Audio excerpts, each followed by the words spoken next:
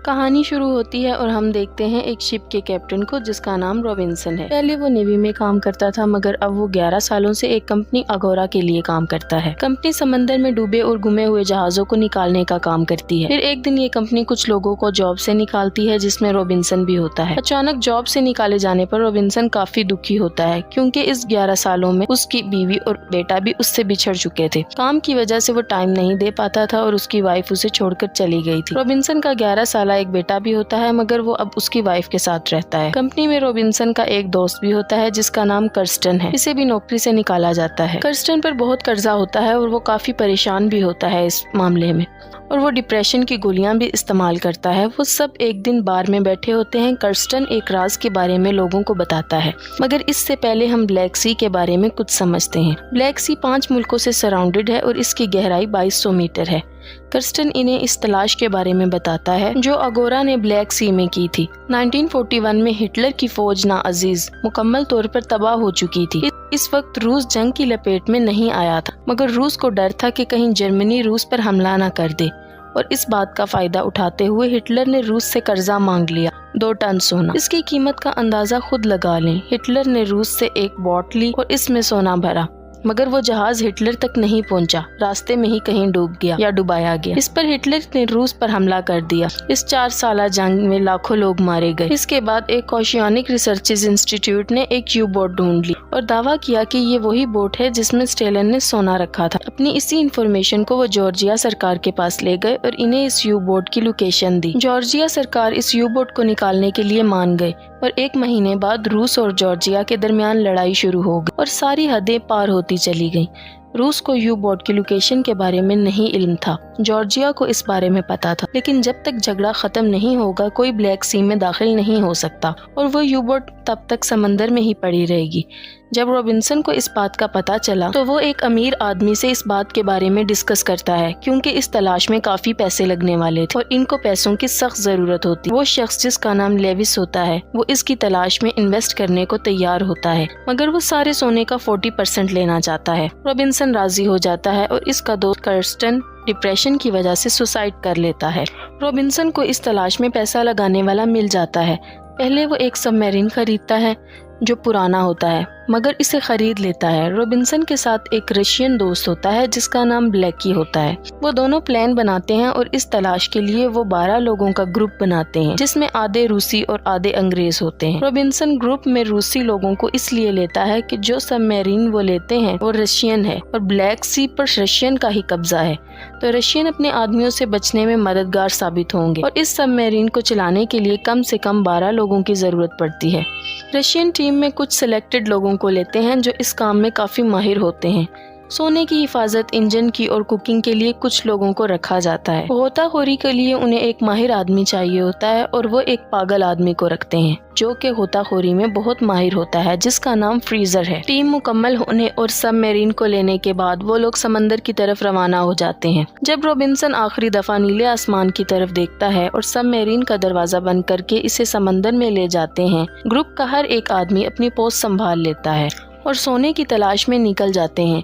अभी तक सब कुछ ठीक होता है। फिर कैप्टन सबको इकट्ठा करता है और इस बारे में सबको बताता है। वो सोने की बात करता है कि हर एक को बराबर का हिस्सा मिलेगा जो बाकी का 60% है उसमें से, क्योंकि 40% उस शख्स का है जिसने इन्वेस्ट किया है। अब डैनियल उस शख्स का असिस्टेंट होता है जिसने इन्वेस्ट किया होता है तो डैनियल कैप्टन रॉबिन्सन को कहता है कि तुम्हें ऐसा नहीं कहना चाहिए क्योंकि अगर यहाँ पर किसी शख्स के दिल में लालच आ गई तो वो किसी दूसरे को मार सकता है क्योंकि इससे सबका हिस्सा बढ़ जाएगा और कैप्टन को ऐसा कहना ही नहीं चाहिए था।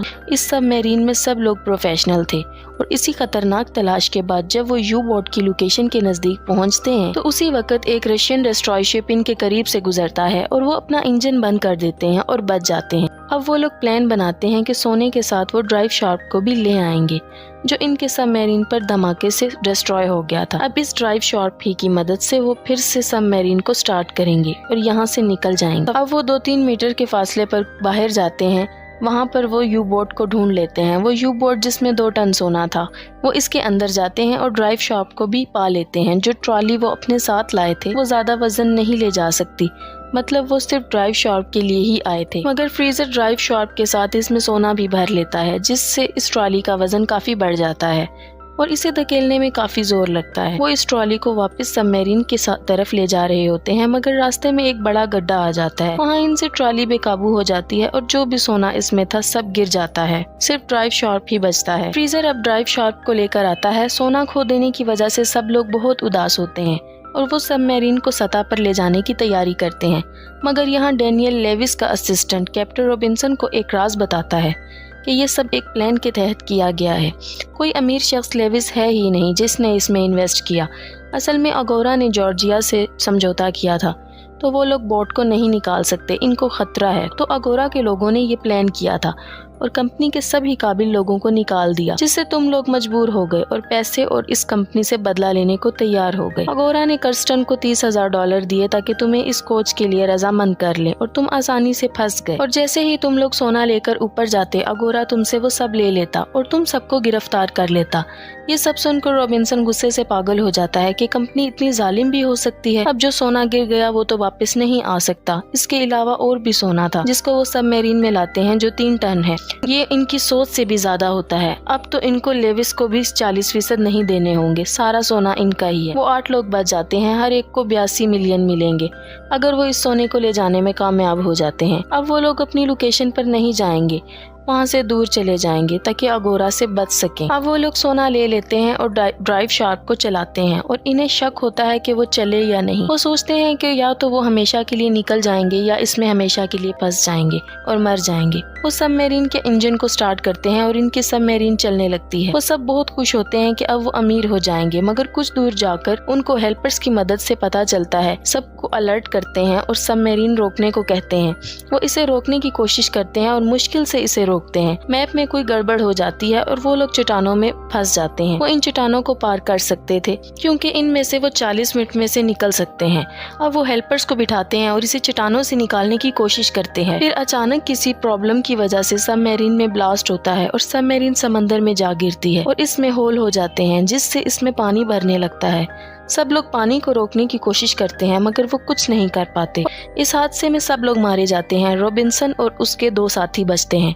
रॉबिन्सन अपने साथियों को निकाल देता है मगर खुद नहीं बच पाता, क्योंकि इन दोनों को बचाने के लिए पीछे किसी एक का होना लाजमी होता है सबमरीन को कंट्रोल करने के लिए, और वो इसी समंदर में सबमरीन के साथ हमेशा हमेशा के लिए रह जाता है। ब्लैक सी की कहानी कैसी लगी जरूर बताइए।